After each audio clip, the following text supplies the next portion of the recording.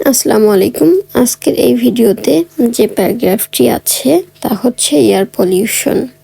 যারা ইংলিশ পড়ে মুখস্থ করতে পারো না, বাংলা অর্থ বোঝো না, তাদের জন্য এটা হেল্পফুল হবে। কেননা এখানে এয়ার পলিউশন সম্পর্কে ইংলিশ এবং বাংলা দুটোই দেওয়া আছে। প্রত্যেকটা লাইনের নিচে এখানে বাংলা অর্থ দেওয়া আছে।